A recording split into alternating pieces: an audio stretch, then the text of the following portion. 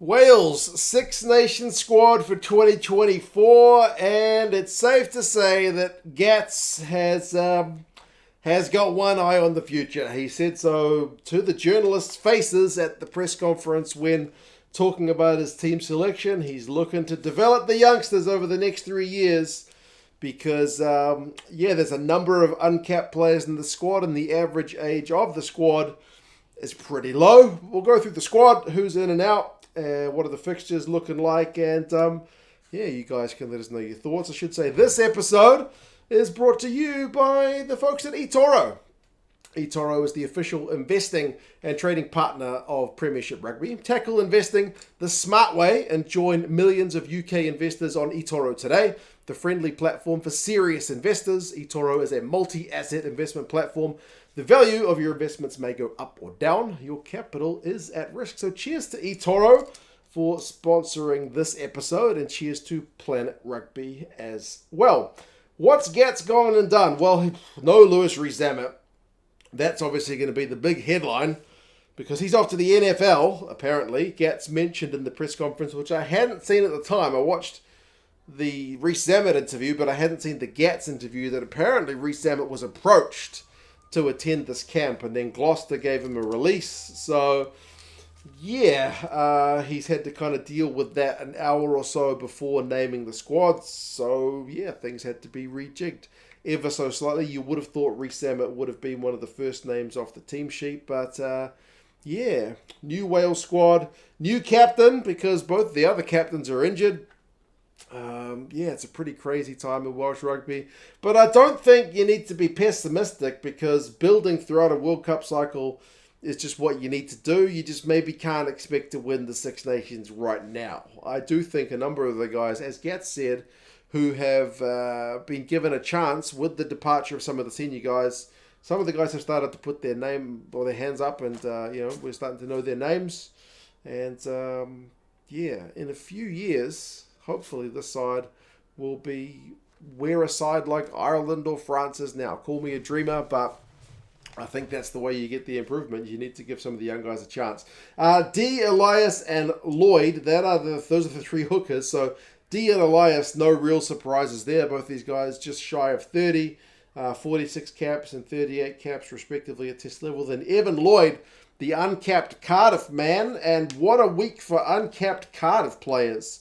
Of all the uncapped players, I think it's only one who's not from Cardiff. So there you go. If it was a week to get selected, you wanted to be an uncapped Cardiff guy. So whether Evan Lloyd gets any game time kind of remains to be seen. But it is good to have a 22-year-old amongst the two almost 30-year-olds. Props-wise, interesting. You got Asarati, Brown, Domachowski, Griffin, Matthias, and Thomas. I say interesting because you got Archie Griffin, who, hand on heart, I hadn't heard of. He's a tight head prop who plays for Bath. I think he's 22, said he's still a uni student. So, that is certainly on the younger scale of things. Then you got Leon Brown, didn't go to the World Cup. From memory, he was injured. So, a couple of tight heads there. And then Asarati, not exactly the most experienced. So, all the three of those guys are in their 20s. Leon Brown's the oldest at 27 and the most capped at 23 of the tight heads. And then for the loose heads, Domachowski, Matthias, and Gareth Thomas. So Gareth Thomas, kind of like Leon Brown, the most experienced at 30 and 26 caps. Matthias, the 1 cap, and Domachowski, 6. So light on caps in the front row is this Welsh side, certainly. I mean, they asked about Thomas Francis. They basically said that when he goes to France, apparently Gats said he had the conversation with, he's not retired, but he was going to be unavailable for the Six Nations. Dylan Lewis is purely a selection call. Henry Thomas hasn't had a lot of rugby recently. So, propping stocks have been somewhat tested, I guess. Only one prop in his 30s. That's insane. And the most caps, 26 caps. Locks is at least a little bit more stable with Adam Beard, Dafford Jenkins, who's captain at 21 years old. Congratulations to him. That's a massive achievement in the absence of Dewey Lake, who I forgot to mention when I was talking about the hookers, and Jack Morgan, who were the co-captains at the World Cup. So those guys being out means it's Dafford Jenkins who takes the captain's armband. He's done it for Exeter. Only 21, man. Like, what were you doing when you were 21? I wasn't captaining my nation at anything. I could probably barely wash my own clothes. But Get said, he's no nonsense. He leads by example, so he's a prime guy to do a job. And then, senior guys around him, Will Rowlands. Teddy Williams also back in. He's had the one cap in Welsh colours before as well. So, yeah, the locks are looking a little bit more experienced than many other of the areas for Wales, albeit with a pretty inexperienced captain. And then the back row, you guys have always got lots of depth in the back row, and you're getting some more because there's two uncapped guys. You got Tane Basham, James Botham, Alex Mann, Mackenzie Martin, Tommy Reffel, and Aaron Wainwright. I mentioned Jack Morgan being injured. Talupe Falatau is still coming back from a calf injury, so kind of not good to go just yet. I never read if Dan Lydiate retired or not, but he's certainly not in the squad. Tane Basham, I love his selection because he is an absolute tackling machine, turnover merchant, whatnot. Doesn't really get that much of a look in when you've got the likes of Reffel and Jack Morgan there, but be maybe a shootout between him and Reffel for that number 7 jersey. Alex Mann has, I think he's one of the top tacklers. Is he the top tackler in the URC? Certainly high work rate, captain the under 20 side. Blindside flanker, 6'3", so a bit of a big unit.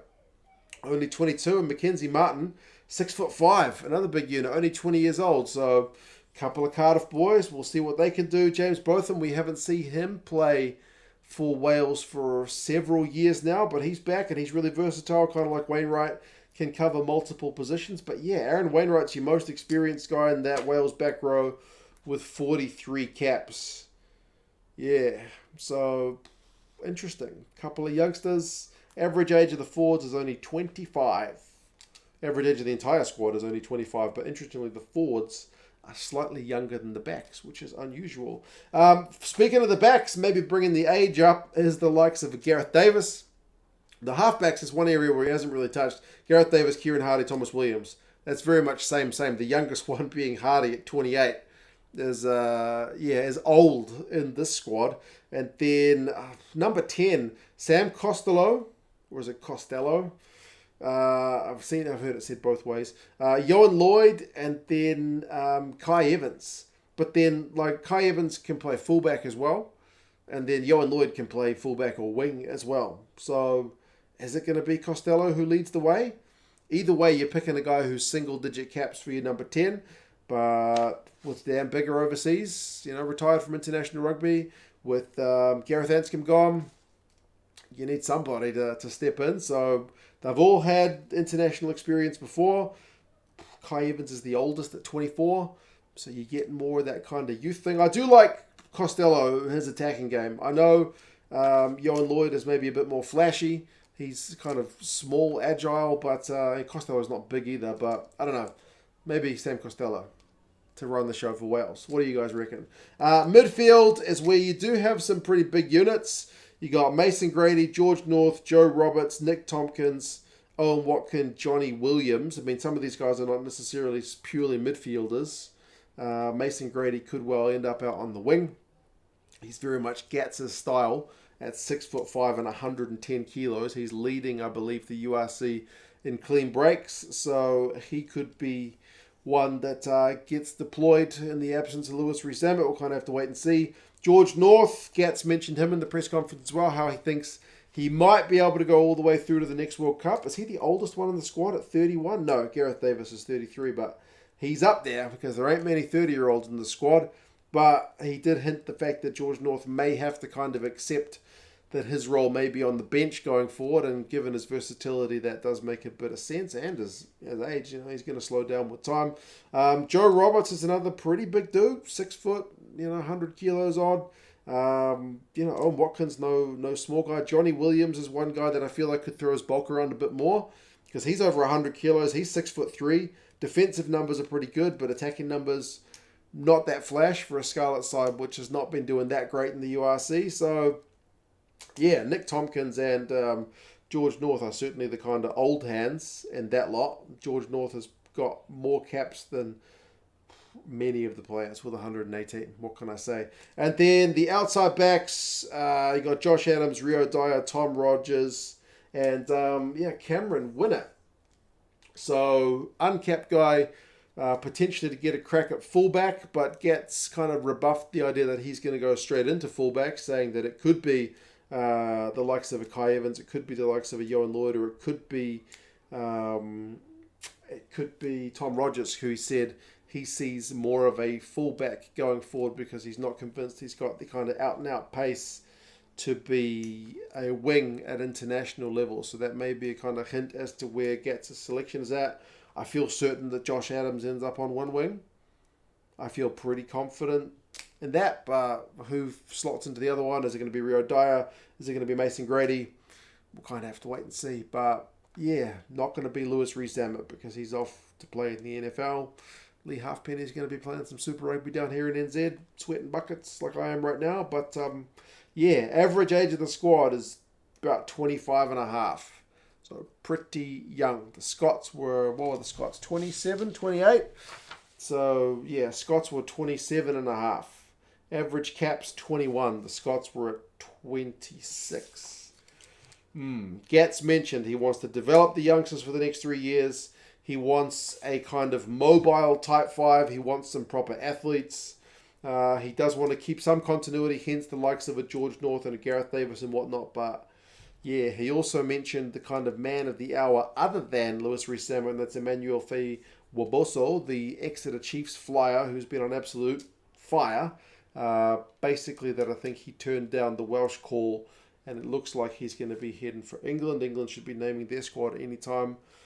Maybe by the time this video is up. He said if England do cap him, he hopes they don't cap him and then kind of dump him, basically. Saying that they've done that with Ollie Hassel-Collins. But yes, Scotland first up. Young Welsh side at home. Young sometimes means no baggage, so they can probably go into that one with expectations low but hopes high. Away to England, Gats said they're not going to be fearing that one. Then a tough trip to Ireland to play in Dublin, and then home games to France and Italy to round out the competition. So, I don't know. Gats seems to be setting the expectations pretty low. With the amount of injuries, the amount of retirements and guys heading overseas, with the average age of the squad, and maybe he's just being realistic that building is the order of the day. But we have to see. I do reckon you guys have got a bunch of talented players here in this Welsh squad. They may not be the most experienced. I worry a little bit at scrum time. You get bossed around a wee bit. But if he's going for a mobile pack, if he's going to play a fast game, and Gats is a smart coach, yeah, he might just have a few tricks up his sleeves. But you guys let us know your thoughts. Cheers again to eToro for sponsoring this episode. Cheers again to Planet Rugby. I will likely put links and whatnot down in the description to check both of them out. But yes, you guys take care. Let us know how you think Wales going to go. And I'll talk to you guys again soon.